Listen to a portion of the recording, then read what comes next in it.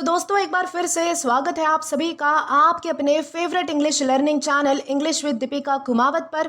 दोस्तों आज के इस वीडियो में हम डिस्कस करने जा रहे हैं द हिंदू एडिटोरियल का वोकैब एनालिसिस। आशा करती हूँ कि आप इन सेशंस के साथ रेगुलरली जुड़ रहे हैं और इनका बेनिफिट भी उठा रहे हैं, क्योंकि इन सेशंस का मकसद है आपकी वोकैब पावर को और ज़्यादा इन्हांस करना। और ये जो वोकैब सेशंस है ये bank, SSC, railway, UPSC, defence या फिर किसी भी कॉम्पिटिटिव एग्जाम के लिए इक्वली बहुत ही ज़्यादा इंपॉर्टेंट है। तो चलिए बिना देर किए हुए हमारे वीडियो में आगे बढ़ते हैं। लेकिन दोस्तों वीडियो में आगे बढ़ने से पहले मुझे आपसे कुछ इंपॉर्टेंट बात डिस्कस करनी थी।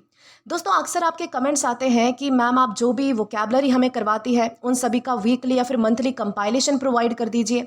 देखिए डेली डिटेल पीडीएफ तो आपको मिल ही रही है, लेकिन अगर आप हर महीने की पीडीएफ को प्रिंट करवा कर यूज़ करेंगे तो वो आपके लिए काफ़ी कॉस्टली पड़ सकता है।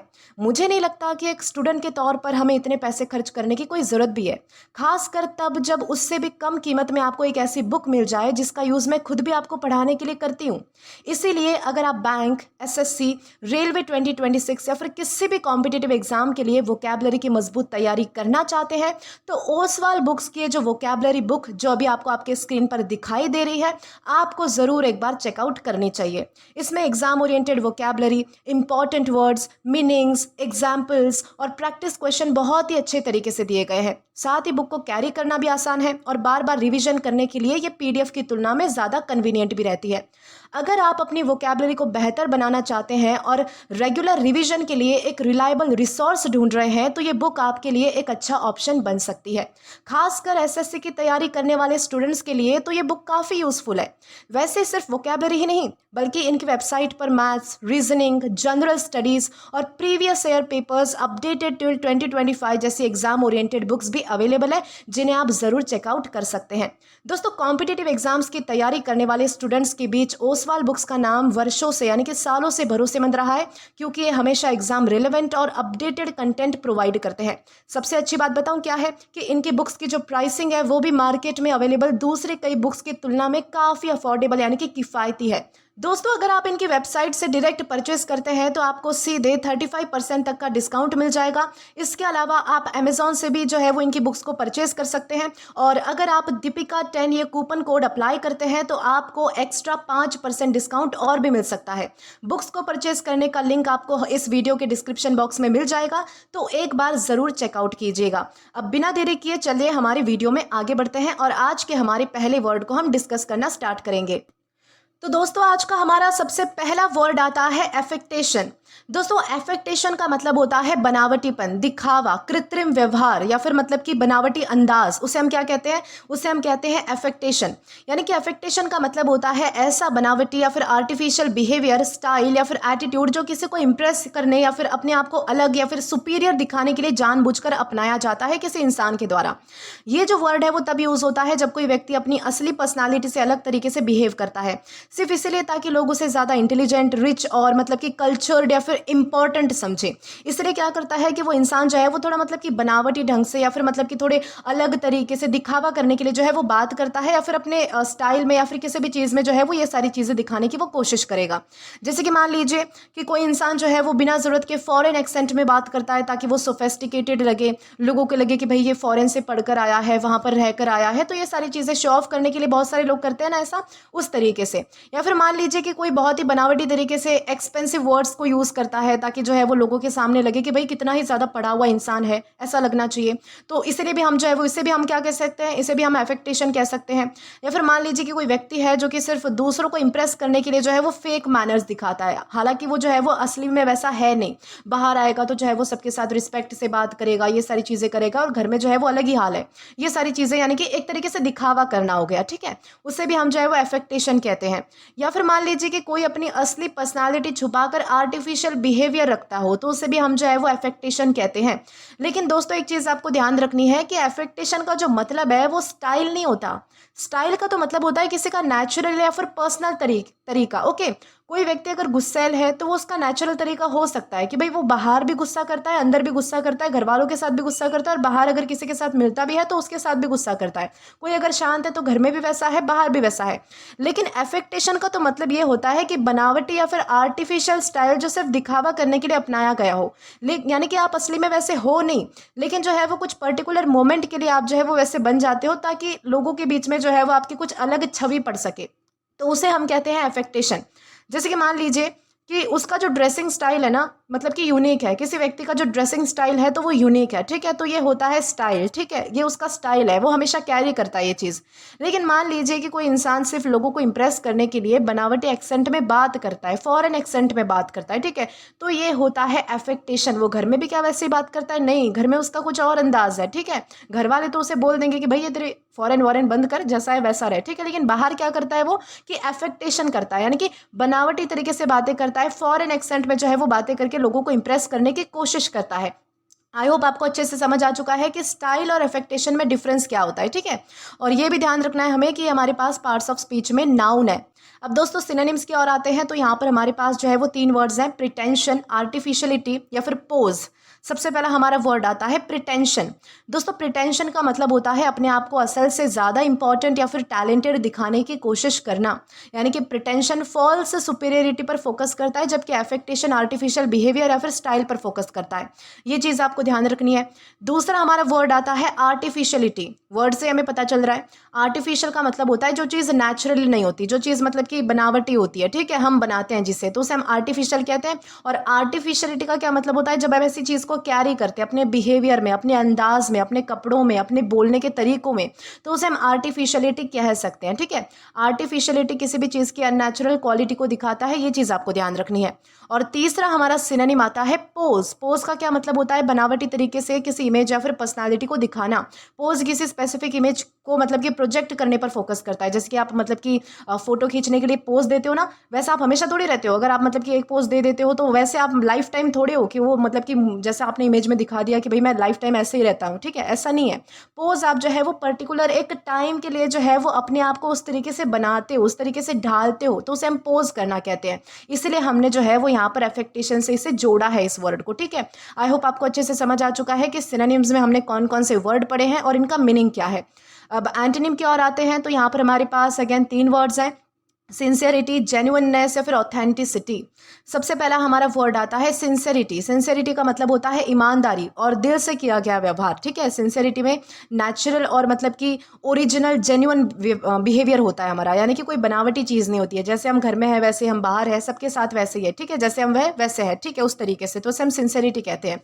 अगला हमारा वर्ड आता है जेन्युइननेस। जेन्युइननेस का क्या मतलब होता है? असली और नेचुरल होना।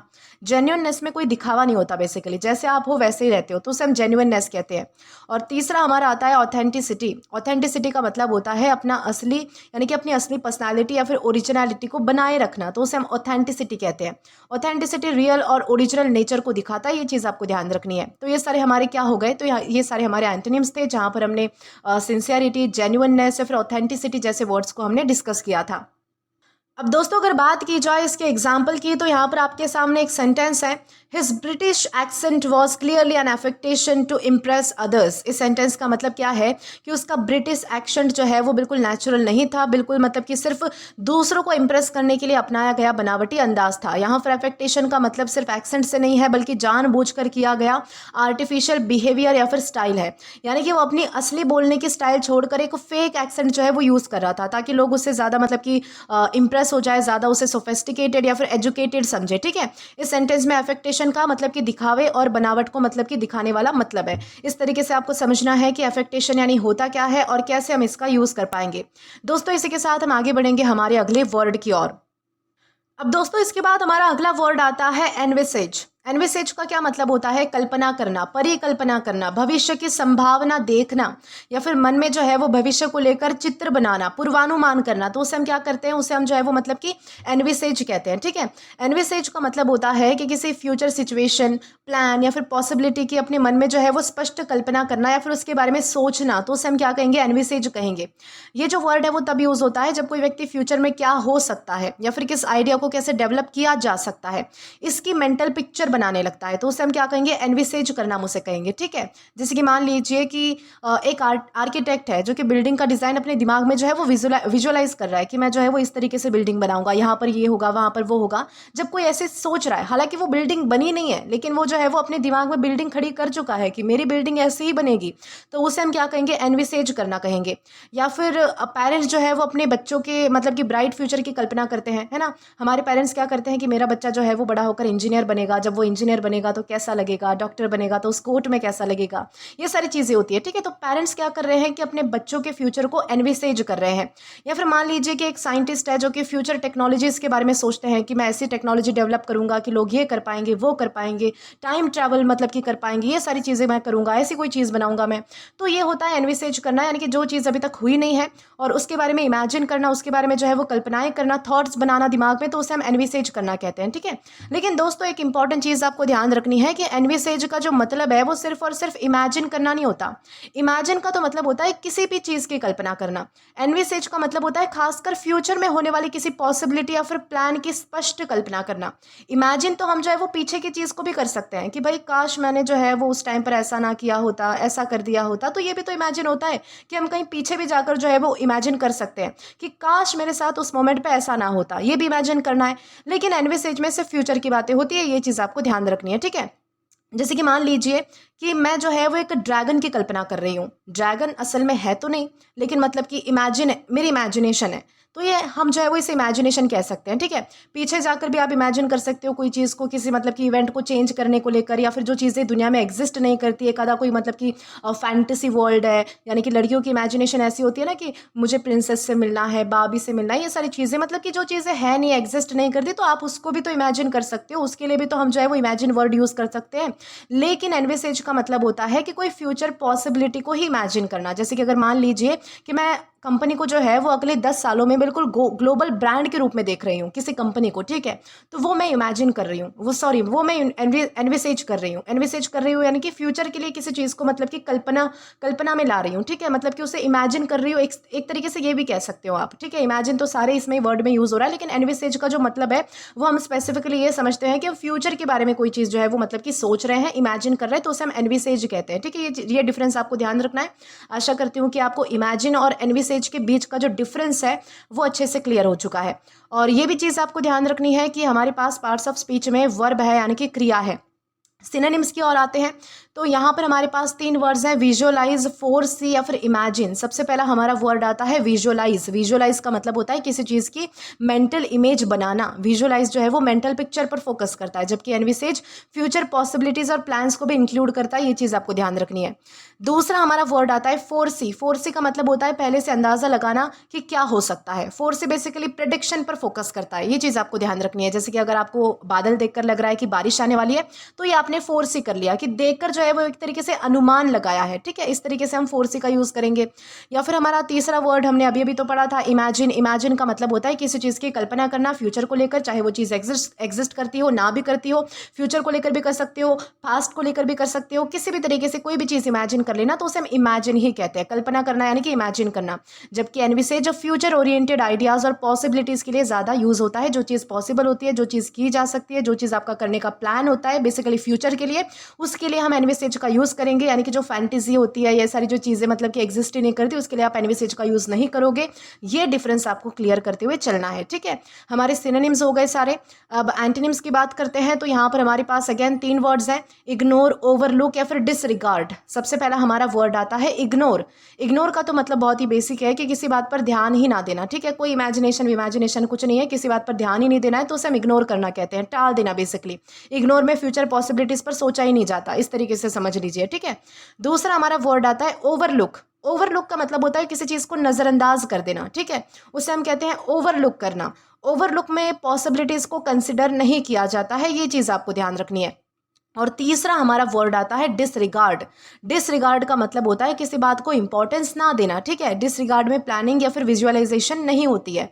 ये डिफरेंस जो है वो आपको समझते हुए चलने हैं, ताकि आपको जो है वो वर्ड्स को समझने में आसानी होगी और याद रखने में भी आसानी होगी।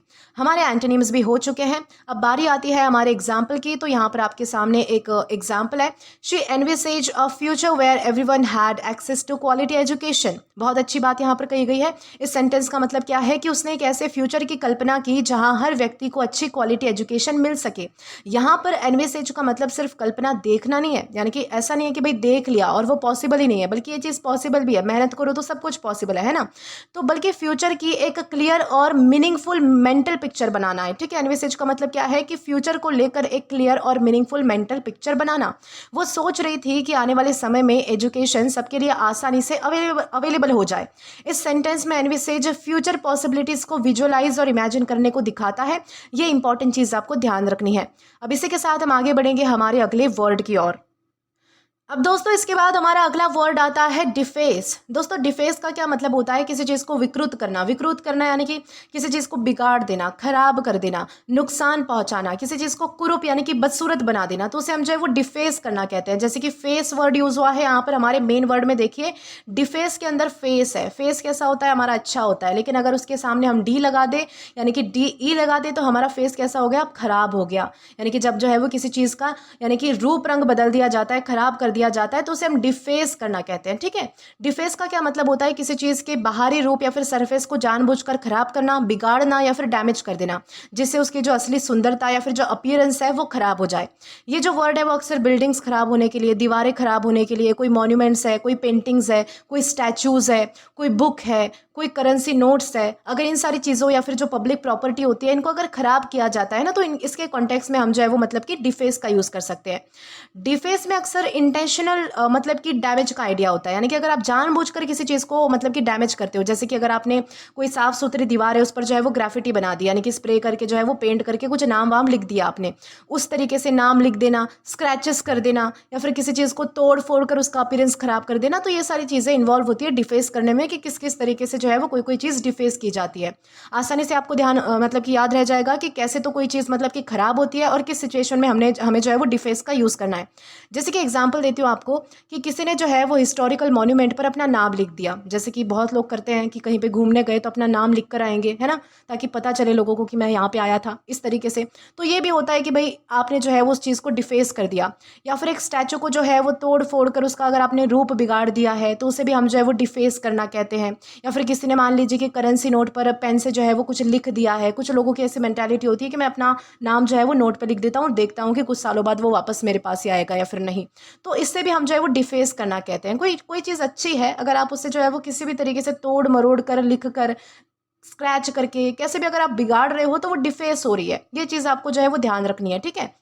लेकिन इंपॉर्टेंट चीज़ आपको ये ध्यान रखनी है कि डिफेस का मतलब सिर्फ डिस्ट्रॉय नहीं होता। डिस्ट्रॉय का मतलब होता है किसी चीज़ को पूरी तरीके से तबाह कर देना, ठीक है। पूरी तरीके से इतना मतलब कि उसे डिस्ट्रॉय का क्या मतलब होता है? इतना गंदा तरीके से तो उसे तबाह कर देना कि उसका नामो निशान ना बचे, या फिर ऐसा पता ना चले कि भाई यहाँ पर ये कोई चीज़ थी भी। इस तरीके से जब हमारे मतलब कि दिमाग में एक सेंस आता है किसी चीज़ को देखकर, तो उसे तो हम कहते हैं डिस्ट्रॉय करना।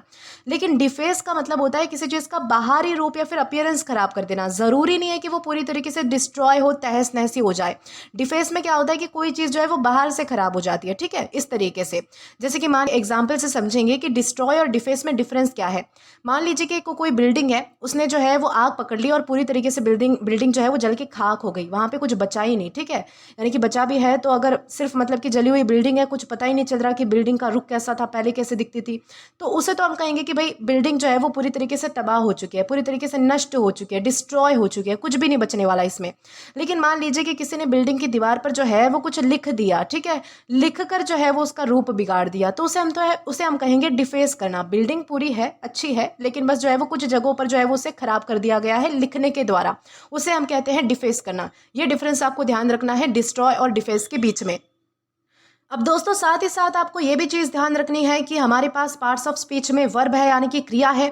सिनोनिम्स की अगर बात की जाए तो यहाँ पर हमारे पास 3 वर्ड्स हैं, मार, डिसफिगर या फिर वैंडलाइज। सबसे पहला हमारा वर्ड आता है मार। ठीक है, मार कुछ अलग वर्ड है। इसका मतलब होता है कि किसी चीज़ की ब्यूटी या फिर क्वालिटी को ख़राब कर देना। ठीक है, मार अपीयरेंस या फिर क्वालिटी दोनों को ख़राब कर सकता है। ये चीज़ आपको ध्यान रखनी है। जैसे कि एक एग्जाम्पल है बहुत ही इंटरेस्टिंग सा, कि मान लीजिए कि आपके चेहरे पर एक अच्छी सी मार पड़ी किसी के हाथों के द्वारा, तो आपका चेहरा कैसा हो जाएगा, बिगड़ जाएगा, थोड़ा ख़राब हो जाएगा, है ना, थोड़ी सूजन आ जाएगी। तो वो उस तरीके से आप जो है वो मार को ध्यान रख लीजिए कि मार मतलब होता है कि किसी चीज़ की ब्यूटी को या फिर क्वालिटी को ख़राब कर देना, तो उसे हम मार कह सकते हैं। ठीक है, अगला हमारा वर्ड आता है डिसफिगर। डिसफिगर का क्या मतलब होता है, किसी चीज़ या फिर व्यक्ति का रूप विकृत कर देना। कोई फिगर है, कोई मतलब कि एक कोई चीज़ है, अगर आप उसे खराब कर रहे हो तो उसका फिगर कैसा हो जाएगा, खराब हो जाएगा। ठीक है, उसका अपीयरेंस कैसा हो जाएगा, बिगड़ जाएगा। तो ये होता है डिसफिगर करना। ठीक है, डिसफिगर लोगो और ऑब्जेक्ट्स दोनों के लिए हम यूज़ कर सकते हैं, ये चीज़ आपको ध्यान रखनी है। अगला हमारा वर्ड आता है वैंडलाइज। वैंडलाइज का मतलब होता है जानबूझकर पब्लिक या फिर प्राइवेट प्रॉपर्टी को नुकसान पहुंचाना, उसे हम कहते हैं वैंडलाइज करना। वैंडलाइज में ओवरऑल प्रॉपर्टी जो है वो डैमेज होती है, ये चीज़ आपको ध्यान रखनी है। तो ये सारे हमारे हो गए सिनोनिम्स। अब एंटोनिम्स की बात करें तो यहाँ पर हमारे पास अगेन 3 वर्ड्स हैं, रिस्टोर, ब्यूटिफाई या फिर प्रिजर्व। सबसे पहला हमारा वर्ड आता है रिस्टोर। रिस्टोर का क्या मतलब होता है, किसी चीज़ को उसके असली कंडीशन में वापस लाना, उसे हम कहते हैं रिस्टोर। जैसे वो पहले थी वैसे उसे वापस बना देना, तो उसे हम रिस्टोर कहते हैं। जैसे कि मैंने आपको एग्जाम्पल बताया था कि किसी ने जो है वो बिल्डिंग पर कुछ नाम लिख दिए, अगर उसे मिटा दिया जाए तो बिल्डिंग क्या हो गई है, रिस्टोर हो गई है, अपनी पहले वाली कंडीशन में वापस आ चुकी है। ये होता है रिस्टोर करना। ठीक है, अगला वर्ड आता है ब्यूटीफाई। ब्यूटीफाई का मतलब होता है किसी चीज़ को और भी ज़्यादा सुंदर बनाना। ब्यूटीफाई ब्यूटी को बढ़ाता है। कोई चीज़ पहले से तो अच्छी है ही, लेकिन अगर आप उसे और भी ज़्यादा सुंदर बना देते हो तो वो करना होता है ब्यूटीफाई करना। ठीक है, इस तरीके से आप ध्यान रख पाओगे। तीसरा हमारा वर्ड आता है प्रिजर्व। प्रिजर्व क्या होता है, किसी चीज़ को सुरक्षित और अच्छी कंडीशन में रखना। प्रिजर्व जो है वो प्रोटेक्शन करता है, यानी कि जो चीज़ जैसी है उसे वैसे ही संभाल कर रखना, उस पर नुकसान ना आने देना। ठीक है, उसे हम कहते हैं प्रिजर्व करना। जैसे कि आपने देखा होगा कि कई हिस्टोरिकल जगह पे, यानी कि जो बहुत इंपॉर्टेंट जगह होती है, वहाँ पर जो है वो कुछ लोग ऐसे रहते हैं जो हमें जो है वो मतलब कि किसी चीज़ को छूने से रोकते हैं, किसी चीज़ पर मतलब कि लिखने से, वहाँ पर जो है वो फोटोग्राफ लेने से, बैठने से। कोई चीज़ होती है मतलब कि बड़े बड़े मॉन्यूमेंट्स बना दिए जाते हैं, तो हमारे अंदर क्यूरियोसिटी होती है कि चल इस पर बैठकर जो है वो हम फोटो खिंचवाएंगे। तो वहाँ पर ऐसे लोग होते हैं रोकने वाले, तो वो क्या कर रहे होते हैं, वो प्रिजर्व कर रहे होते हैं कि जो चीज़ जिस कंडीशन में है वो ऐसी कंडीशन में बची रहे, लोगों के द्वारा जो है वो और ज़्यादा खराब ना हो, तो उसे तो हम कहेंगे प्रिजर्व करना। ठीक है, तो ये सारे हमारे एंटोनिम्स भी हमने डिस्कस कर लिए हैं। अब बारी आती है हमारे एग्जाम्पल की। तो यहाँ पर आपके पास एक सेंटेंस है, someone deface the historic monument with graffiti. यानी कि यहाँ पर क्या बताया गया है, सेंटेंस का मतलब है कि किसी व्यक्ति ने हिस्टोरिकल मॉन्यूमेंट पर ग्राफिटी बनाकर उसका असली रूप और सुंदरता खराब कर दी।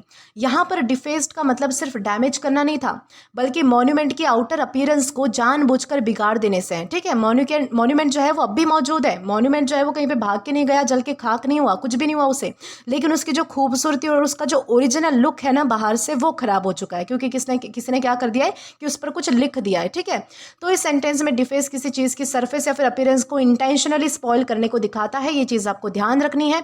इसी के साथ आगे बढ़ते हैं हमारे अगले वर्ड की ओर। अब दोस्तों इसके बाद हमारा अगला वर्ड आता है कंस्ट्रेन। दोस्तों कंस्ट्रेन का मतलब होता है बाध्य करना, किसी को सीमित करना, रोकना, कंट्रोल करना, मजबूर करना। ये सारे जो है वो इसके मीनिंग्स है। कंस्ट्रेन का मतलब होता है कि किसी व्यक्ति या फिर चीज़ की जो फ्रीडम है, चॉइस है, या फिर जो एक्शंस है उनको सीमित कर देना, या फिर किसी को किसी काम के लिए मजबूर कर देना, तो उसे हम जो है वो कंस्ट्रेन करना कहते हैं। यानी कि इस वर्ड के जो है वो 2 कॉमन मीनिंग्स होते हैं, यानी कि 2 कॉमन मीनिंग्स में ये वर्ड यूज़ किया जा सकता है। पहला इसका मीनिंग है कि किसी को मजबूर करना, कि वो ये काम करे या फिर ना करे, ऐसे सिचुएशन में पड़ जाए, उसको जो है वो बहुत ज़्यादा मजबूर कर देना, ताकि वो सोचने लगे कि भाई मैं ये काम करूँ या फिर नहीं करूँ, इस तरीके से। ठीक है, और दूसरा इसका मीनिंग होता है किसी चीज़ को लिमिट कर देना या फिर रिस्ट्रिक्ट कर देना, एक तरीके से कंट्रोल कर लेना, रोक लेना, ताकि वो फ्रीली काम ही ना कर सके। तो इस तरीके से हम जो है वो 2 यानी कि कॉन्टेक्स्ट में इसका यूज़ कर सकते हैं। जैसे कि मान लीजिए कि कोई इंसान है और पैसे की वजह से जो है वो, पैसे की कमी की वजह से उसने जो है वो छोटा घर जो है वो मतलब कि खरीद लिया, यानी कि वो छोटा घर खरीदने पर मजबूर हो गया क्योंकि उसके पास पैसे नहीं थे, तो ये भी होता है कंस्ट्रेन करना। या फिर मान लीजिए कि स्ट्रिक्ट रूल्स ने, यानी कि सख्त नियमों ने जो है वो स्टूडेंट्स की फ्रीडम को लिमिट कर दिया, तो ये भी होता है कंस्ट्रेन करना। या फिर इंजरी की वजह से वो फ्रीली चल ही नहीं पा रहा है, तो ये भी होता है कि इंजरी ने उसे जो है वो कंस्ट्रेन कर लिया है, रोक लिया है, पकड़ लिया एक तरीके से। या फिर मान लीजिए कि टाइम की कमी ने जो है वो हमें जल्दी डिसीजन लेने पर मजबूर कर दिया, यानी कि टाइम ने क्या किया कि हमें जो है वो कंस्ट्रेन कर दिया, टाइम ने जो है वो हमें एक तरीके से बांध दिया, इसलिए हमने क्या किया कि जल्दी जल्दी जो है वो हड़बड़ी में डिसीजन ले लिया। तो ये सारे क्या है, तो ये कंस्ट्रेन के ही एग्जाम्पल है। लेकिन एक इंपॉर्टेंट चीज़ ये आती है कि कंस्ट्रेंट का मतलब सिर्फ और सिर्फ रिस्ट्रिक्ट करना नहीं होता है। रिस्ट्रिक्ट का तो मतलब होता है किसी चीज़ को लिमिट करना, ठीक है। किसी चीज़ को बैन भी लगाते हो आप तो उसे भी हम जो है वो रिस्ट्रिक्ट करना ही कहते हैं। लेकिन कंस्ट्रेंट का मतलब होता है किसी चीज़ को लिमिट करना, किसी सिचुएशन की वजह से मजबूर कर देना, ये इसके मीनिंग्स है। जैसे कि एग्जाम्पल से समझेंगे कि रिस्ट्रिक्ट और कंस्ट्रेंट में डिफरेंस क्या है। मान लीजिए कि स्कूल ने जो है वो मोबाइल फ़ोन्स पर बैन लगा दिया है, आप जो है वो मोबाइल फ़ोन्स लेकर ही नहीं जा सकते। तो ये तो होता है भाई कि किसी चीज़ पर बैन लगा दिया, रिस्ट्रिक्ट कर दिया किसी चीज़ को, ठीक है। लेकिन फाइनेंशियल प्रॉब्लम ने उसे जो है वो अपनी पढ़ाई बीच में छोड़ने पर मजबूर कर दिया। ये होता है कंस्ट्रेन करना, कि किसी चीज़ ने आपको मजबूर किया है, किसी चीज़ ने आपको रोका है, ठीक है। तो इस तरीके से आपको समझना है कि रिस्ट्रिक्ट और कंस्ट्रेन में डिफरेंस क्या होता है। और ये भी चीज़ ध्यान रखनी है कि हमारे पास पार्ट्स ऑफ स्पीच में वर्ब है, यानी कि क्रिया है। अब दोस्तों अगर बात की जाए हमारे सिनोनिम्स की, तो यहाँ पर हमारे पास 3 वर्ड्स हैं, रेस्ट्रिक्ट, कंपेल या फिर रिस्ट्रेन। सबसे पहला जो वर्ड हमारा आता है रिस्ट्रिक्ट, वो तो हमने अभी हाल ही में पढ़ा था कि रिस्ट्रिक्ट का मतलब होता है कि किसी की फ्रीडम या फिर एक्शंस को लिमिट कर देना। रिस्ट्रिक्ट बेसिकली सिर्फ लिमिटेशन पर फोकस करता है, ये चीज़ आपको ध्यान रखनी है। अगला हमारा वर्ड आता है कंपेल। कंपेल का मतलब होता है किसी को किसी काम के लिए मजबूर करना, ठीक है। कंपेल डायरेक्ट फोर्स या फिर प्रेशर को दिखाता है। अगर आप किसी को मतलब कि प्रेशराइज करते हो, किसी पर फोर्स डालते हो कि ये काम तुम्हें करना ही करना है, तो उसे हम जो है वो कंपेल करना कहते हैं, ठीक है। किसी को प्रेशर में लाना बेसिकली। और तीसरा हमारा वर्ड आता है रिस्ट्रेन। रिस्ट्रेन का मतलब होता है किसी को कंट्रोल करना या फिर रोक के रखना, तो उसे हम रिस्ट्रेन करना कहते हैं, ठीक है। रिस्ट्रेन बेसिकली फिजिकल या फिर इमोशनल कंट्रोल को दिखाता है, ये चीज़ आपको ध्यान रखनी है। जबकि कंस्ट्रेन ब्रॉडर सेंस में फ्रीडम और चॉइस को लिमिट करता है, ये चीज़ आपको यानी कि ये डिफरेंस आपको समझते हुए चलना है, ठीक है। अब ये सारे हमारे हो गए सिनोनिम्स। अब एंटोनिम्स की ओर आते हैं, तो यहाँ पर हमारे पास अगेन 3 वर्ड्स हैं, फ्री है, लिबरेट है या फिर अलाउ है, ठीक है। सबसे पहला हमारा वर्ड क्या आता है, फ्री। फ्री का मतलब क्या होता है, फ्री का मतलब होता है कोई चीज़ आज़ाद है, ठीक है। किसी को मतलब कि किसी बंधन से, किसी रुकावट से, किसी रिस्ट्रिक्शन से अगर आज़ाद कर दिया गया है, ठीक है, आज़ाद करना, तो उसे हम फ्री करना कहते हैं। फ्री में क्या होती है, फ्रीडम होती है, आज़ादी होती है, सिंपल वर्ड है, ठीक है। अगला हमारा वर्ड आता है लिबरेट। लिबरेट का मतलब होता है किसी को कंट्रोल या फिर ऑपरेशन से मुक्त करना। ऑपरेशन यानी कि चीर फाड़ वाला ऑपरेशन नहीं, ऑपरेशन यानी कि उत्पीड़न वाला ऑपरेशन। किसी को अगर किसी का शोषण किया जाता है, किसी को सताया जाता है, अगर उससे किसी को मुक्त किया जा रहा है, उस कंट्रोल से अगर किसी को निकाला जा रहा है, अत्याचार से अगर बाहर किया जा रहा है, तो उसे हम लिबरेट करना कहते हैं, ठीक है। लिबरेट बेसिकली रिस्ट्रिक्शंस यानी कि जो भी हम पर पाबंदियाँ होती है, जो भी हम पर किसी चीज़ की मतलब कि बंधन होता है किसी चीज़ का, अगर उसको हटा दिया जाता है तो उसे हम लिबरेट करना कहते हैं, ये चीज़ आपको ध्यान रखनी है। जबकि कंस्ट्रेन क्या करता है, रिस्ट्रिक्शन लगाता है। अपोजिट वर्ड्स हम पढ़ रहे हैं, भूल मत जाना, ठीक है। अगला हमारा वर्ड आता है अलाउ। अलाउ का क्या मतलब होता है, किसी को परमिशन या फिर फ्रीडम देना, उसे हम कहते हैं अलाउ करना, स्वीकार करना, परमिशन देना, आज़ादी देना, ठीक है। अलाउ में चॉइस और फ्रीडम दोनों होती है, ये चीज़ आपको ध्यान रखनी है। तो हमारे सारे एंटोनिम्स भी हमने डिस्कस कर लिए हैं। अब बारी आती है हमारे एग्जाम्पल की, तो यहाँ पर हमारे पास एक सेंटेंस है, financial problems constrained him to postpone his plans. इस सेंटेंस का मतलब क्या है कि फाइनेंशियल प्रॉब्लम्स की वजह से उसे अपने प्लान्स को पोस्टपोन करना पड़ा। पोस्टपोन करना यानी कि आगे बढ़ाना पड़ा। कैंसिल नहीं किया उसने प्लान, लेकिन आगे बढ़ा लिया, कुछ समय के लिए जो है वो मतलब कि स्थगित कर दिया। वो काम तो करेगा वो, लेकिन थोड़ी देर बाद करेगा, थोड़े कुछ समय, कुछ दिनों बाद करेगा, इस तरीके से बताया गया है। यहाँ पर कंस्ट्रेन का मतलब सिर्फ रोकने से नहीं है, बल्कि पैसे की कमी ने उसे मजबूर कर दिया कि वो अपनी प्लानिंग को आगे के लिए टाल दे। यहाँ पर डिसीजन उसकी मर्जी से नहीं बल्कि सर्कमस्टेंसेस की वजह से लिया गया है। ये चीज़ आपको इंपॉर्टेंट चीज़ ये ध्यान रखनी है कि कंस्ट्रेन में आपको कोई चीज़ मजबूर कर देती है कोई काम करने के लिए, ठीक है। आपकी कोई मर्जी नहीं होती उसमें, इस चीज़ का आपको ध्यान रखना है। तो इस सेंटेंस में कंस्ट्रेन एक्सटर्नल लिमिटेशन और मजबूरी को दिखाता है, ये चीज़ आपको ध्यान रखनी है। आशा करती हूँ कि आपको ये जो वर्ड है वो अच्छे से समझ आ चुका है। अगला वर्ड हम पढ़ेंगे, तो इसके बाद हमारा अगला वर्ड आता है डीजनरेट। डीजनरेट का क्या मतलब होता है, पतित होना, बिगड़ जाना, गिरावट आना, खराब हो जाना, अधोगति की ओर जाना किसी चीज़ का, तो उसे हम कहते हैं डीजनरेट होना। यानी कि डीजनरेट का मतलब क्या होता है कि धीरे धीरे अपनी जो अच्छी क्वालिटीज़ है, अपनी जो मॉरल वैल्यूज़ है, जो कंडीशन है या फिर जो स्टैंडर्ड्स हैं, उनको खो देना, या फिर पहले से ज़्यादा खराब या फिर निचले स्तर पर आ जाना, तो उसे हम जो है वो डीजनरेट कहते हैं। ये जो वर्ड है हम वो लोगों के लिए यूज़ कर सकते हैं, सोसाइटी, रिलेशनशिप्स, हेल्थ सिस्टम और सिचुएशंस के लिए भी यूज़ कर सकते हैं जब हम ग्रेजुअल डिक्लाइन या फिर डेटेरियोरेशन की बात कर रहे होते हैं तब। जैसे कि मान लीजिए कि एक हेल्दी रिलेशनशिप था जो कि धीरे धीरे जो है वो आर्ग्यूमेंट्स की वजह से क्या हो गया कि ख़त्म होने लगा, यानी कि गिरावट की ओर जाने लगा, यानी कि खराब होने लगा आर्ग्यूमेंट्स की वजह से, तो वो रिलेशनशिप क्या हो रहा है, डीजनरेट हो रहा है। या फिर मान लीजिए कि बिना मेंटेनेंस के बिल्डिंग की कंडीशन खराब होती गई, ऑब्वियसली मेंटेनेंस ही नहीं हुआ तो उसका क्या होगा, बिगड़ जाएगी बिल्डिंग, ठीक है, यानी कि खराब हो जाएगी, अधोगति की ओर जाएगी, उससे हम क्या कहेंगे, इससे भी हम डीजनरेट होना कहेंगे। या फिर मान लीजिए कि सोसाइटी में आजकल हमारी सोसाइटी में मॉरल वैल्यू जो है वो बहुत ज़्यादा धीरे धीरे गिरने लगी है, ठीक है, तो इसे भी हम कहेंगे कि ये भी डीजनरेशन है। या फिर एक पीसफुल डिस्कशन धीरे धीरे लाउड आर्ग्यूमेंट में बदल गई, तो ये भी होता है डीजनरेट होना। यानी कि सिंपल वर्ड्स में आपको क्या ध्यान रखना है कि डीजनरेट का मतलब होता है किसी चीज़ का बिगड़ जाना, किसी चीज़ में गिरावट आना, किसी चीज़ का खराब हो जाना, ये सारे इसके मीनिंग्स होते हैं। लेकिन दोस्तों डीजनरेट का जो मतलब है वो सिर्फ और सिर्फ डिक्लाइन नहीं होता। डिक्लाइन का मतलब होता है गिरावट आना, लेकिन डीजनरेट में गिरावट तो आती है, गिरावट के साथ साथ क्वालिटी, मोरालिटी और स्टैंडर्ड का मतलब कि और भी ज़्यादा खराब हो जाना, तो वो हम जो है उसे जो है डीजनरेट कहेंगे। जैसे कि मान लीजिए कि कोई व्यक्ति है और उसकी जो हेल्थ है थोड़ी कमज़ोर हो चुकी है, तो उसकी हेल्थ कैसे हो गई है, डिक्लाइन हो चुकी है, यानी कि नीचे के स्तर पर आ चुकी है कि भाई पहले वो अच्छा खासा था, अब उसकी तबीयत जो है वो ख़राब हो गई, कमज़ोर हो गई उसकी हेल्थ, तो वो डिक्लाइन हो गई, ठीक है, ये होता है कमज़ोर होना, किसी चीज़ का डिक्लाइन होना।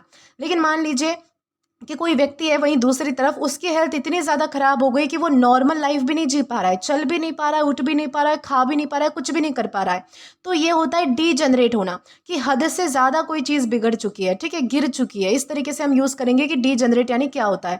आई होप आपको अच्छे से समझ आ चुका है कि डिक्लाइन और डीजनरेट में डिफरेंस क्या है, ठीक है। और ये भी चीज़ आपको ध्यान रखनी है कि हमारे पास पार्ट्स ऑफ स्पीच में वर्ब है यानी कि क्रिया है। सिनोनिम्स की ओर आते हैं तो यहाँ पर हमारे पास 3 वर्ड्स हैं, डेटेरियोरेट, डिक्लाइन या फिर डिग्रेड, ठीक है। हमारा सबसे पहला वर्ड आता है डेटेरियोरेट। डेटेरियोरेट का मतलब होता है धीरे धीरे खराब हो जाना किसी चीज़ का। डेटेरियोरेट जनरल वर्सनिंग को दिखाता है, ये चीज़ आपको ध्यान रखना है। यानी कि डेटेरियोरेट में क्या होता है, कोई चीज़ धीरे धीरे खराब हो जाती है यानी कि बिगड़ जाती है, तो उसे हम डेटेरियोरेट कहते हैं। अगला हमारा वर्ड आता है डिक्लाइन। डिक्लाइन का मतलब होता है किसी चीज़ का धीरे धीरे नीचे गिरना, कमज़ोर होना, उसे हम डिक्लाइन कहते हैं। डिक्लाइन क्या है, एक ब्रॉड वर्ड है, जबकि डीजनरेट ज़्यादा सीरियस डेटेरियोरेशन को दिखाता है, ये चीज़ आपको ध्यान रखनी है। तीसरा हमारा वर्ड आता है डिग्रेड। डिग्रेड का मतलब होता है किसी चीज़ की क्वालिटी या फिर डिग्निटी को नीचे गिरा देना, ठीक है, उसका स्तर गिरा देना बेसिकली। डिग्रेड अक्सर किसी एक्सटर्नल एक्शन की वजह से होता है, ये चीज़ आपको ध्यान रखनी है। तो ये सारे हमारे क्या है, तो सिनोनिम्स है जहाँ पर हमने डेटेरियोरेट, डिक्लाइन या फिर डिग्रेड जैसे मतलब कि इंपॉर्टेंट वर्ड्स को डिस्कस किया है। अब बात आती है हमारे एंटोनिम्स की, तो यहाँ पर हमारे पास अगेन 3 वर्ड्स हैं, इंप्रूव है, प्रोग्रेस है या फिर डेवलप है। सबसे पहला हमारा वर्ड आता है इम्प्रूव। इम्प्रूव का मतलब होता है किसी चीज़ को बेहतर बनाना, किसी चीज़ का बेहतर हो जाना। इम्प्रूव क्या करता है, क्वालिटी को अच्छा बनाता है, क्वालिटी को बढ़ाता है, उसे हम इम्प्रूव करना कहते हैं, ठीक है। अगला हमारा वर्ड आता है प्रोग्रेस। प्रोग्रेस का मतलब होता है किसी चीज़ को आगे बढ़ाना, किसी चीज़ में सुधार करना, डेवलप करना किसी चीज़ को, तो उसे हम जो है वो प्रोग्रेस करना कहते हैं। प्रोग्रेस में बेसिकली पॉजिटिव ग्रोथ होती है, ठीक है, कोई चीज़ जो है वो अच्छी तरीके से फल फूल रही होती है, ग्रो कर रही होती है, तो उसे हम प्रोग्रेस कहते हैं। और तीसरा हमारा वर्ड आता है डेवलप। डेवलप का क्या मतलब होता है कि धीरे धीरे और ज़्यादा बेहतर हो जाना किसी चीज़ का, और ज़्यादा एडवांस हो जाना, तो उसे हम डेवलप कहते हैं, ठीक है। डेवलप में बेसिकली ग्रोथ को दिखाया जाता है, यानी कि डेवलप में क्या होता है, किसी चीज़ की ग्रोथ होती है, ये चीज़ आपको ध्यान रखनी है। तो ये सारे हमारे हो गए एंटोनिम्स, ओके। अब बात करते हैं हमारे सेंटेंस की, यानी कि एग्जाम्पल की। तो यहाँ पर आपके सामने एक सेंटेंस है, the peaceful discussion soon degenerated into a heated argument. इस सेंटेंस का मतलब है कि जो डिस्कशन शुरू में शांत और सिविलाइज थी, वो धीरे धीरे एक तीखी बहस में बदल गई। यहाँ पर डीजनरेटेड का मतलब सिर्फ बदल जाने से नहीं है, बल्कि क्वालिटी और एटमॉस्फेयर का पहले से ज़्यादा और भी ज़्यादा खराब हो जाने से इसका मतलब है, ठीक है। यानी कि पहले लोग जो है वो शांति से बातें कर रहे थे, कामली बातें कर रहे थे, लेकिन बाद में जो है वो सिचुएशन थोड़ी और ज़्यादा मतलब कि ख़राब हुई। लोग जो है वो एक दूसरे को ताना मारने लगे, और आखिर में जाके जो है वो सिचुएशन एकदम हीटेड आर्ग्यूमेंट में बदल गई, यानी कि बहुत ज़्यादा मतलब कि अच्छे से झगड़े होने लगे। तो इस तरीके से आप समझ पाओगे कि डीजनरेटेड यानी होता क्या है और कैसे आपको इसका यूज़ करना है। इसी के साथ हम आगे बढ़ेंगे हमारे अगले वर्ड की ओर।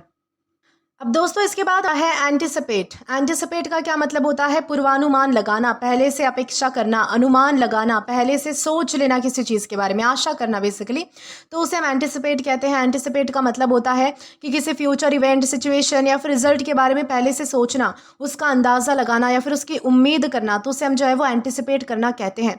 ये जो वर्ड है वो तब यूज़ होता है जब किसी व्यक्ति को लगता है कि कोई चीज़ होने वाली है, उसके लिए वो चीज़ मतलब कि उसके लिए वो मतलब कि मेंटली या फिर प्रैक्टिकली पहले से तैयार हो जाता है, तो इस तरीके से हम जो है वो एंटिसिपेट का यूज़ कर सकते हैं। जैसे कि मान लीजिए कि कंपनी ने जो है वो डिमांड बढ़ने का पहले से अंदाज़ा लगा लिया था कि आगे जाकर जो है वो हमारी डिमांड बढ़ने वाली है किसी भी प्रोडक्ट की, अगर प्रोडक्ट के बारे में बात हो रही है तो ये भी होता है एंटिसिपेट करना कि भाई पहले से उन्होंने जो है वो सोच रखा था कि आगे जाकर जो है वो ऐसा हमें देखने के लिए मिलेगा या फिर ऐसा हमारे साथ होगा। या फिर मान लीजिए कि कोई स्टूडेंट है, उसने एग्जाम हॉल के जो है वो डिफिकल्ट क्वेश्चन का मतलब कि पहले से ही सोच लिया था कि एग्जाम हॉल में जो है वो मुझे बहुत ही ज़्यादा डिफिकल्ट क्वेश्चन मिलने वाला है या फिर क्वेश्चन पेपर मिलने वाला है, तो ये भी उसका एंटिसिपेशन है। या फिर मान लीजिए कि वेदर डिपार्टमेंट ने जो है वो पहले से ही वार्निंग दे दी थी कि बहुत ज़्यादा मतलब कि भारी बारिश होने वाली है, तो ये भी एक तरीके से एंटिसिपेशन यानी कि एंटिसिपेट करना ही कहलाता है। ठीक है, एंटिसिपेशन नाउन फॉर्म है। ठीक है, इसका मतलब होता है पूर्वानुमान या फिर मतलब कि यानी कि एक तरीके से भविष्य अनुमान लगाना। और एंटिसिपेट एक क्रिया है। ठीक है, उसमें हम जो है वो करने वाली यानी कि कर रहे हम वो दिखाया जाता है। ठीक है, तो इस तरीके से आपको ध्यान रखना है। लेकिन इंपॉर्टेंट चीज़ आपको क्या ध्यान रखनी है कि एंटिसिपेट का मतलब सिर्फ एक्सपेक्ट नहीं होता है। एक्सपेक्ट का मतलब होता है किसी चीज़ की उम्मीद करना। ठीक है, उम्मीद तो हम किसी भी चीज़ की कर सकते हैं, जो चीज़ मतलब कि हमारे लिए पॉसिबल नहीं है उस चीज़ की भी तो उम्मीद कर सकते हैं हम कि ऐसा ऐसा मुझे चाहिए, ऐसा ऐसा मेरे साथ हो, ऐसा ऐसा मेरे पास आएगा, इस तरीके से। लेकिन एंटिसिपेट का मतलब होता है किसी चीज़ की उम्मीद या फिर प्रेडिक्शन करके उसके लिए पहले से तैयार रहना कि ये तो मेरे साथ होने वाला है, मुझे ऐसा लग रहा है, जिस तरीके से मैं काम कर रहा हूँ, जिस तरीके से मैं काम कर रही हूँ, उसको देखते हुए मुझे ऐसा लग रहा है कि एक दिन ऐसा मेरे साथ हो जाएगा। इसे कहते हैं एंटिसिपेट करना। ठीक है, जैसे कि मान लीजिए कि मुझे लगता है कि मेरी फ्रेंड आज जो है वो मुझसे मिलने आएगी, तो ये है मेरी एक्सपेक्टेशन, ये मैं एक्सपेक्ट कर रही हूँ, मुझे उम्मीद है वो आएगी। ठीक है, आएगी नहीं आएगी उसका यानी कि उसके हाथ में है। ठीक है, ये मुझे पता नहीं है लेकिन मुझे तो लगता है। या फिर दूसरा एग्जाम्पल देखें तो ये होता है एक्सपेक्ट। एक्सपेक्ट तो हमने देख लिया, लेकिन मान लीजिए कि मुझे लगता है कि मेरी फ्रेंड आ जाएगी, इसलिए मैंने पहले से सब तैयारी कर ली है, यानी कि मैं तैयार हूँ उस चीज़ के लिए। तो ये होता है एंटिसिपेट करना कि आप जो है वो किसी चीज़ को पहले तो सोच भी लेते हो और उसके लिए तैयार भी रहते हो, रेडी भी रहते हो। तो ये होता है एंटिसिपेट करना। आई होप आपको अच्छे से समझ आ चुका है कि एक्सपेक्ट करना यानी कि उम्मीद लगाना और एंटिसिपेट करना पूर्वानुमान लगाना, इन दोनों में क्या डिफरेंस है। और साथ ही साथ ये भी ध्यान रखना है कि हमारे पास पार्ट्स ऑफ स्पीच में वर्ब है यानी कि क्रिया है। ठीक है, सिनोनिम्स की बात करते हैं तो यहाँ पर हमारे पास 3 वर्ड्स हैं, एक्सपेक्ट, फोरसी या फिर प्रेडिक्ट। सबसे पहला हमारा वर्ड आता है एक्सपेक्ट। एक्सपेक्ट का मतलब होता है किसी चीज़ के होने की उम्मीद करना। एक्सपेक्ट में सिर्फ एक्सपेक्टेशंस होती है, हमारी उम्मीद होती है, ये चीज़ आपको ध्यान रखनी है। जबकि एंटिसिपेट में एक्सपेक्टेशंस के साथ साथ प्रिपरेशन या फिर फोरसाइट को भी मतलब कि दिखाया जाता है।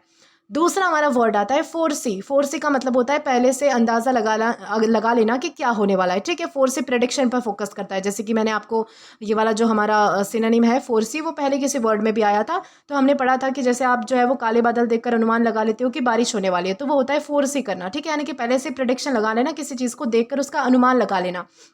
तीसरा हमारा वर्ड आता है प्रेडिक्ट। प्रेडिक्ट का भी मतलब होता है फ्यूचर के बारे में अंदाज़ा लगा लेना, तो उसे हम प्रेडिक्ट कहते हैं। प्रेडिक्ट सिर्फ फ्यूचर बताता है, ये चीज़ आपको ध्यान रखनी है। ठीक है, तो ये सारे हमारे क्या है, तो सिनोनिम्स हो गए। एंटोनिम्स की ओर आते हैं तो यहाँ पर हमारे पास अगेन 3 वर्ड्स हैं, इग्नोर, ओवरलुक या फिर डाउट। सबसे पहला हमारा वर्ड आता है इग्नोर। इग्नोर का मतलब होता है किसी बात पर ध्यान ना देना। इग्नोर में फ्यूचर की पॉसिबिलिटी को कंसिडर नहीं किया जाता, ये चीज़ आपको ध्यान रखनी है। दूसरा हमारा वर्ड आता है ओवरलुक। ओवरलुक का मतलब होता है किसी इंपॉर्टेंट बात को नज़रअंदाज कर देना, तो उसे ओवरलुक कहा जाता है।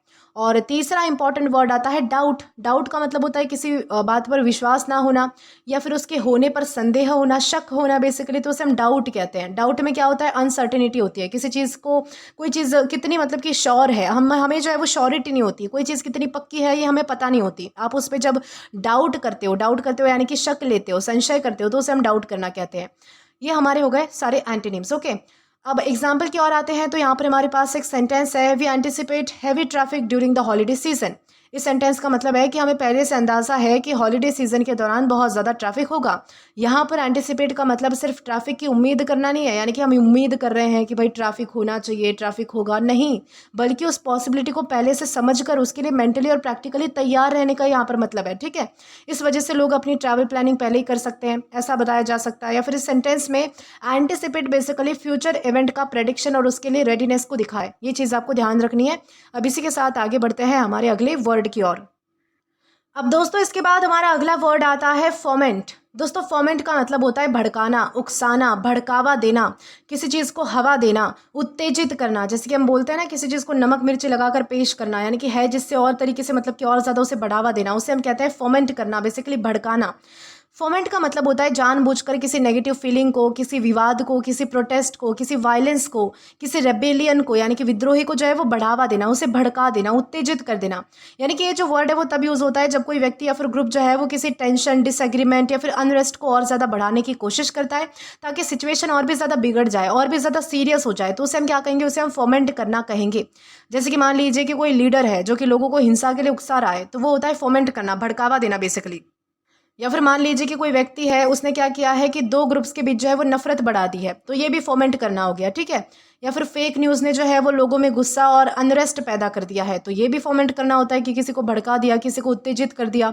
कुछ लोगों ने जो है वो वर्कर्स को स्ट्राइक के लिए भड़का दिया कि भाई तुम्हारे अधिकार के लिए लड़ो, तुम चुप क्यों बैठे हो, तुम्हारी सैलरी कितनी कम है, ये कितना कम है, वो कितना कम है, ऐसे करके जो है वो किसी ने भड़कावा दे दिया किसी को, तो ये भी होता है फोमेंट करना, ठीक है। किसी को भड़का देना, ठीक है, किसी के अंदर आग लगा देना कि भाई जाओ करो स्ट्राइक, जो करना है वो करो, ये सारी चीज़ें होती है, यानी कि फोमेंट करना, ठीक है।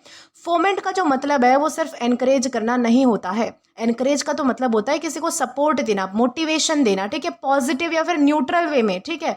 अगर आप किसी को बोलते हो कि भाई जाओ पढ़ाई करो, पढ़ाई से तुम्हारा फ्यूचर अच्छा होगा, तो ये होता है तुम एनकरेज कर रहे हो किसी को, ठीक है। लेकिन फोमेंट क्या होता है कि किसी नेगेटिव चीज़ जैसे कि विवाद को, झगड़े को, वायलेंस को, किसी विद्रोही व्यक्ति को, रेबिलियन को, या फिर जो नफरत होती है, हेट्रेड को, उसको जानबूझकर भड़काना, ये होता है फोमेंट। फोमेंट और एनकरेज में डिफरेंस आपको समझना है कि एनकरेज हम पॉजिटिव सेंस में यूज़ करते हैं, फोमेंट हम नेगेटिव सेंस में यूज़ करते हैं। जैसे कि मान लीजिए कि कोई टीचर है, उसने जो है वो स्टूडेंट को मेहनत करने के लिए मोटिवेट किया, तो ये तो होता है एनकरेज करना, अच्छी बात सिखाई, ठीक है।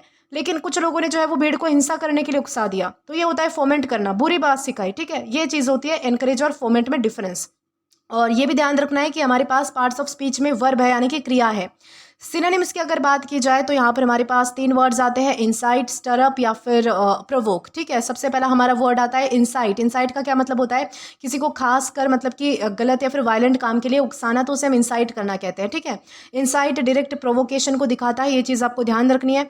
दूसरा हमारा वर्ड आता है स्टर अप। स्टर अप का मतलब होता है किसी फीलिंग या फिर कन्फ्लिक्ट को मतलब कि भड़का देना, तो उसे हम स्टर अप करना कहते हैं, ठीक है। स्टर अप इमोशंस या फिर डिस्प्यूट जो होते हैं उनको एक्टिव कर देता है, ये चीज़ को ध्यान रखनी है। अगला हमारा वर्ड आता है प्रवोक। प्रवोक का मतलब होता है किसी को गुस्सा या फिर रिएक्शन देने के लिए मजबूर कर देना, उकसा देना, उनका गुस्सा बाहर निकलवाना, ठीक है, उसे हम कहते हैं प्रवोक करना।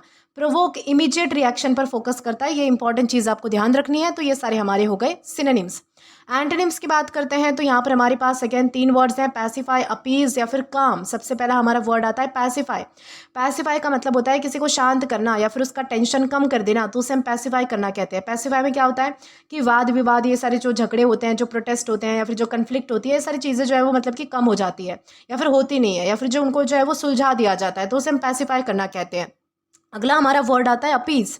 अपीज का मतलब होता है किसी के गुस्से या फिर नाराज़गी को शांत करना, तो उसे हमें अपीज करना कहते हैं।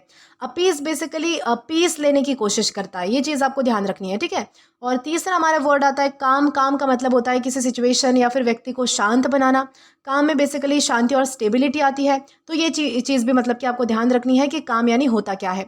ये सारे हमारे क्या है, तो एंटोनिम्स हमने डिस्कस कर लिए हैं। अब बात आती है हमारे एग्जाम्पल की, तो यहाँ पर आपके सामने एक सेंटेंस है, the speech was intended to foment unrest among the crowd. यानी कि इसका मतलब क्या है कि सेंटेंस का मतलब है कि वो स्पीच जो है वो भीड़ के बीच शांति और टेंशन को भड़काने के लिए दी गई थी। यहाँ पर फोमेंट का मतलब सिर्फ लोगों से बात करना नहीं है, बल्कि जानबूझकर उनके अंदर गुस्सा पैदा करना, विरोध या फिर अनरेस्ट पैदा करना, उस चीज़ को बढ़ावा देना, इससे हमने जो है वो फोमेंट का मतलब समझा है।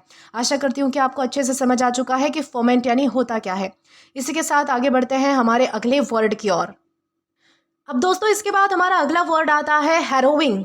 हैरोविंग का क्या मतलब होता है, इसका मतलब होता है कोई चीज़ बहुत ही कष्टदायक है, कोई चीज़ बहुत ही दिल दहला देने वाली है, दर्दनाक है, अत्यंत पीड़ादायक है, यानी कि बहुत ही मतलब कि डरावनी है, डरा देने वाली कोई चीज़ है, तो इन सारे कॉन्टेक्स्ट में हम जो है वो हैरोविंग का यूज़ कर सकते हैं। यानी कि हैरोविंग का मतलब होता है ऐसा अनुभव, ऐसा एक्सपीरियंस या फिर ऐसी घटना, ऐसी सिचुएशन जो बहुत ही दर्दनाक है, बहुत ही ज़्यादा डरा देने वाली है या फिर इमोशनली डिस्ट्रेसिंग है, तो उसे हम क्या कहेंगे, उसे हम हैरोविंग कहेंगे। ये जो वर्ड है वो तब यूज़ होता है जब कोई एक्सपीरियंस किसी व्यक्ति को अंदर तक हिला देता है, उसे बहुत ही ज़्यादा दुख पहुँचाता है, डरा देता है या फिर इमोशनल पेन महसूस करवा देता है, तो उसे हम हम जो है वो हैरोइंग कहते हैं। जैसे कि मान लीजिए कि किसी नेचुरल डिजास्टर से जो है वो बचने का एक्सपीरियंस, लोगों का जो बचने का एक्सपीरियंस है, मान लीजिए कि बाढ़ आई और बाढ़ में जो है वो सारा गांव बह गया, यानी कि सारे घर वगैरह सारा सामान जो है वो मतलब कि चला गया और कुछ लोग जो है वो मर भी गए। तो आपने जो है वो मौत को इतने करीब से देखा है, खासकर आप जो है वो खुद भी मरने वाले होते हो उस सिचुएशन में। मतलब कि मौत और लाइफ के बीच की जो आपने जो लाइन देखी है उसे हम जो है वो हैरोविंग कह सकते हैं। कितना दर्दनाक एक्सपीरियंस होगा, अपनों को जो है वो डूबते हुए देखा, अपनों को खोते हुए देखा, खुद को जो है वो मरते मरते बचते हुए देखा। तो ये होता है हैरोविंग एक्सपीरियंस, जहाँ पर आपको बहुत ज़्यादा पीड़ा पहुँचती है, आप थोड़ा डर भी जाते हो, बहुत ज़्यादा दर्द भी होता है, दिल दहला देने वाली कोई कंडीशन होती है, तो उसे हम जो है वो हैरोविंग कह सकते हैं।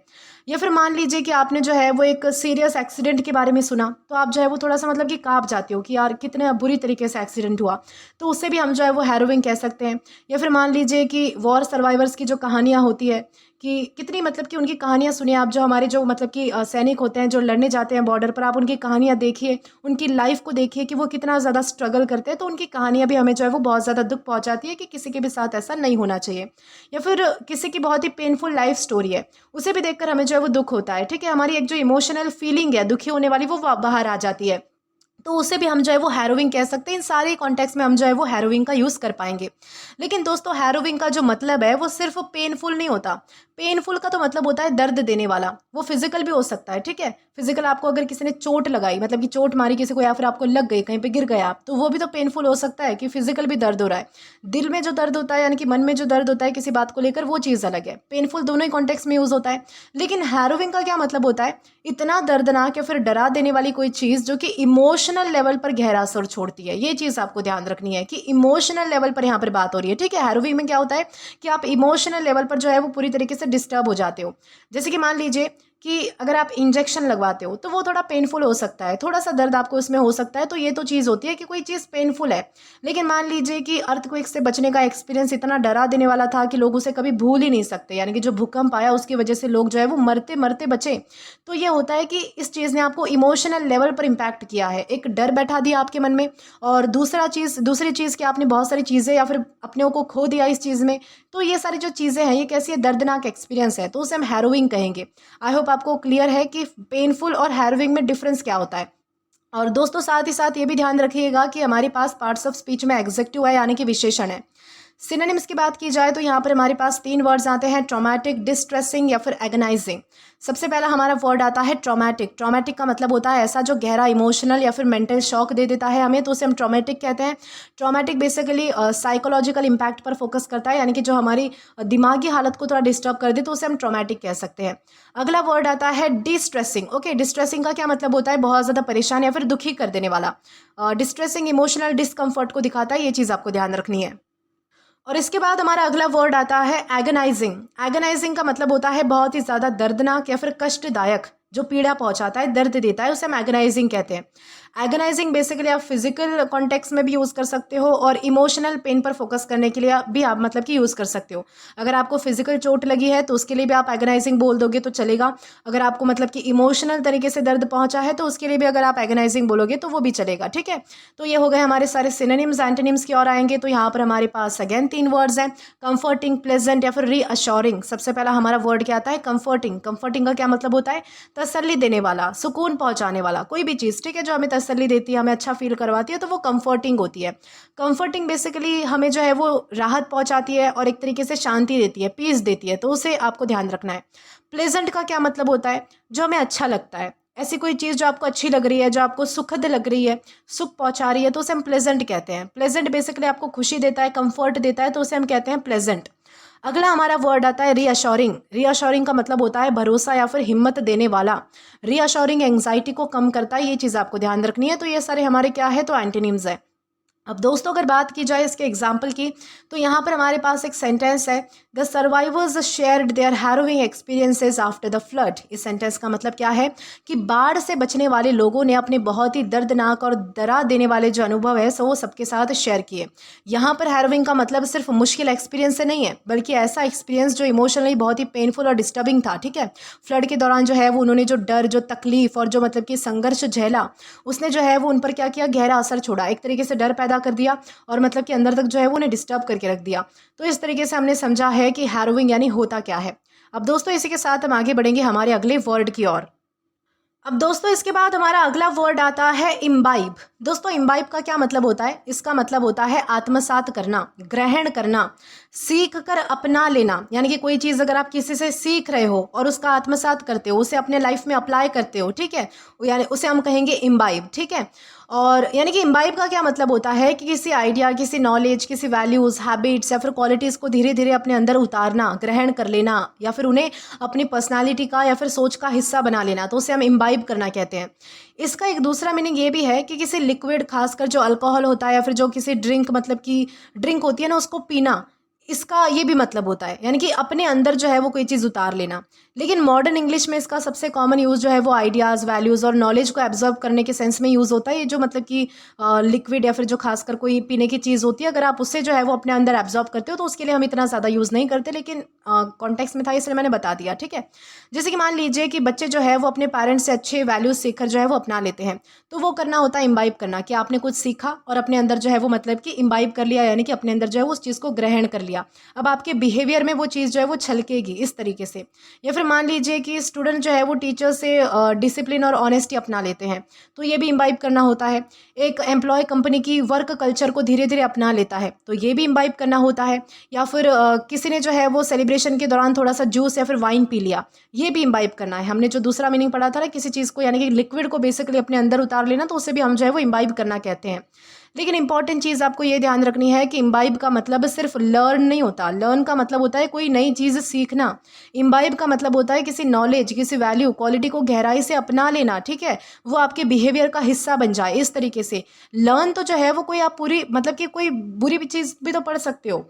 कोई बुरी अगर आप चीज़ पढ़ रहे हो, उसे ज़रूरी थोड़ी है कि आप उसे आत्मसात कर लोगे, अपने बिहेवियर में दिखाओगे। भाई जनरल नॉलेज के लिए अगर आप कोई चीज़ पढ़ रहे हो कि कहीं पर ये हुआ है, कहीं पे वो हुआ है, तो ज़रूरी नहीं है कि आप उसे अपने बिहेवियर में ले आओ। लेकिन इम्बाइब का कॉन्टेक्स्ट क्या होता है कि आप जो है वो किसी चीज़ को पहले तो सीख लेते हो और अपने नेचर में लाने की, यानी कि ढालने की उससे कोशिश करते हो, ठीक है। जैसे कि एक इंपॉर्टेंट चीज़, जैसे कि मैं आपको बता देती हूँ एग्जाम्पल से। मान लीजिए कि आपने जो है वो इंग्लिश ग्रामर सीखी, तो ये होता है लर्न करना, किसी चीज़ को पढ़ लेना, ठीक है। या फिर मान लीजिए कि आपने जो है वो न्यूज़ में पढ़ लिया कि किसी एक देश ने जो है वो दूसरे देश पर हमला कर दिया, तो अब आप भी क्या हमला करते फिरोगे, यानी कि आप भी क्या मतलब कि लोगों पे हमला करोगे, क्योंकि आप उसे चीज़ को जो है वो अपने नेचर में नहीं ढालना चाहते। तो ये होता है लर्न करना, कि भाई आपने जो है वो पढ़ा, किसी चीज़ को एक तरीके से जो है वो अपने दिमाग में बिठाया। लेकिन मान लीजिए कि मैंने ऑनेस्टी और डिसिप्लिन की वैल्यूज़ अपनी टीचर से सीख कर अपनी पूरी लाइफ में उतार ली, वो मेरे बिहेवियर में छलकती है, अब मैं भी बहुत डिसिप्लिन हूँ, मैं भी बहुत ईमानदार हूँ। तो ये होता है इम्बाइब करना, कि किसी चीज़ को जो है वो अपने नेचर में उतार लेना, तो उसे हम कहते हैं इम्बाइब करना, ठीक है। और ये भी ध्यान रखना है कि हमारे पास पार्ट्स ऑफ स्पीच में ये वर्ब है, यानी कि क्रिया है। सिनोनिम्स की बात की जाए तो यहाँ पर हमारे पास 3 वर्ड्स आते हैं, एब्जॉर्ब, असिमिलेट या फिर इंटरनलाइज। सबसे पहला हमारा वर्ड कौन सा आता है? एब्जॉर्ब। एब्जॉर्ब का क्या मतलब होता है? सोख लेना बेसिकली, यानी कि किसी नॉलेज, इन्फॉर्मेशन या फिर क्वालिटी को ग्रहण कर लेना। एब्जॉर्ब जनरल अंडरस्टैंडिंग को दिखाता है, ये चीज़ आपको ध्यान रखनी है। इसके बाद हमारा अगला वर्ड आता है असिमिलेट। असिमिलेट का मतलब होता है किसी इन्फॉर्मेशन या फिर आइडिया को समझकर अपना लेना, उसे हम असिमिलेट कहते हैं, यानी कि इसमें अंडरस्टैंडिंग और इंटीग्रेशन होती है, ये चीज़ आपको ध्यान रखनी है। तीसरा हमारा वर्ड आता है इंटरनलाइज। इंटरनलाइज का मतलब होता है कि किसी बिलीफ या फिर वैल्यू को अपनी सोच और बिहेवियर का परमानेंट हिस्सा बना लेना, ठीक है। इंटरनलाइज और इम्बाइब, इन दोनों का जो मीनिंग है वो काफ़ी मिलता जुलता है, ये चीज़ आपको ध्यान रखनी है। तो ये सारे हमारे हो गए सिनोनिम्स। एंटोनिम्स की ओर आए तो यहाँ पर हमारे पास अगेन 3 वर्ड्स हैं। सबसे पहला हमारा वर्ड आता है रिजेक्ट। रिजेक्ट का मतलब होता है किसी आइडिया को, किसी सजेशन को अस्वीकार कर देना। रिजेक्ट में रिजेक्ट में क्या करता है व्यक्ति, जो है वो किसी चीज़ को अपनाने से मना कर देता है। डिस्कार्ड हमारा दूसरा वर्ड है। डिस्कार्ड का मतलब होता है किसी चीज़ को छोड़ देना या फिर त्याग देना। डिस्कार्ड में आइडियाज़ या फिर वैल्यूज़ को या तो हटा दिया जाता है या फिर छोड़ दिया जाता है, त्याग दिया जाता है, तो उसे हम कहते हैं डिस्कार्ड करना। और तीसरा हमारा वर्ड है इग्नोर। इग्नोर का मतलब होता है किसी बात पर ध्यान ना देना, तो उसे हम जो है वो इग्नोर करना कहते हैं। इग्नोर में जो है वो नॉलेज या फिर वैल्यूज़ को ग्रहण नहीं किया जाता, ये चीज़ आप जो है वो ध्यान रखिए। तो ये सारे हमारे हो गए एंटोनिम्स। अब बात करते हैं हमारे एग्जाम्पल की। तो हमारे पास यहाँ पर एक सेंटेंस है, children often imbibe good values from their parents. इस सेंटेंस का मतलब है कि बच्चे अक्सर अपने पेरेंट्स से अच्छे संस्कार और वैल्यूज़ सीखकर उन्हें अपनी ज़िंदगी का हिस्सा बना लेते हैं, उसे अपने बिहेवियर में उतार लेते हैं। यहाँ पर इम्बाइब का मतलब सिर्फ वैल्यूज़ के बारे में जान लेने से नहीं है, कोई चीज़ जान लेना इतना ही काफ़ी नहीं है, उन्हें अपने बिहेवियर और पर्सनालिटी में अपना लेने से इसका मतलब है, ठीक है। यानी कि बच्चे धीरे धीरे अपने पेरेंट्स की अच्छी आदतों को फॉलो करने लगते हैं, उनके जैसा बनने की कोशिश करते हैं। तो इस सेंटेंस में इम्बाइब का जो मतलब है वो नॉलेज और वैल्यूज़ को डीपली एब्जॉर्ब करके अपनाने को दिखाता है। ये चीज़ आपको ध्यान रखनी है। दोस्तों इसी के साथ हम आगे बढ़ेंगे आज के हमारे लास्ट वर्ड की ओर और जानेंगे कि वो वर्ड हमारा कौन सा होता है। तो दोस्तों आज का हमारा लास्ट वर्ड आता है नैक। दोस्तों नैक का मतलब होता है, यहाँ पर जो है वो के साइलेंट है, इसे हम जो है वो नैक प्रोनाउंस करेंगे, ठीक है। नैक का मतलब होता है कौशल, विशेष हुनर, नैसर्गिक क्षमता, किसी काम को आसानी से करने की जो कला होती है या फिर जो आप में खास योग्यता होती है, उसे हम क्या कहेंगे, उसे हम नैक कहेंगे। यानी कि नैक का मतलब होता है किसी काम को आसानी से, सफाई से, नेचुरली अच्छे तरीके से करने की खास एबिलिटी या फिर टैलेंट होना, तो उसे हम जो है वो नैक कह सकते हैं। ये जो वर्ड है वो तब यूज़ होता है जब किसी व्यक्ति में किसी पर्टिकुलर काम को दूसरों से ज़्यादा आसानी से और एफिशिएंसी के साथ करने की नेचुरल या फिर डेवलप स्किल हो। जैसे कि मान लीजिए कि आपको जो है वो पेंटिंग बहुत ही अच्छी आती है, अगर मुझे नहीं आती तो मैं जो है वो उस पेंटिंग को बनाने में घंटों लगा दूंगी और फिर भी वो मुझसे अच्छी नहीं बनेगी, लेकिन आप में वो नेचुरल एबिलिटी है कि आप जो है वो उस पेंटिंग को बहुत ही सुंदर बना सकते हो। तो ये क्या है, ये आपकी नैक है, यानी कि आपका कौशल है, आपका हुनर है। उसी तरीके से मान लीजिए कि किसी को पजल सॉल्व करने की खास एबिलिटी है, तो ये भी एक तरीके से नैक हो सकता है। किसी शेफ को जो है वो टेस्टी जो है वो डिशेस बनाने का नेचुरल हुनर है, तो ये भी नैक हो सकता है। एक टीचर को डिफिकल्ट टॉपिक्स को सिंपल तरीके से समझाने का टैलेंट आता है, तो ये भी नैक हो सकता है। तो ये सारी चीज़ें ध्यान रखना है कि जब भी कोई व्यक्ति, यानी कि कोई व्यक्ति बहुत ही अच्छे से किसी काम को कर पाता है, उसमें वो एक्सपर्ट होता है, तो उसे हम नैक कह सकते हैं। उस एबिलिटी को हम नैक कहेंगे बेसिकली कि ये उसका हुनर है, ये उसकी क्षमता है, इस तरीके से। दोस्तों एक चीज़ इंपॉर्टेंट आपको ये ध्यान रखनी है कि नैक का जो मतलब है वो सिर्फ स्किल नहीं होता। स्किल का तो मतलब होता है कि प्रैक्टिस या फिर ट्रेनिंग से आया हुआ कोई कौशल।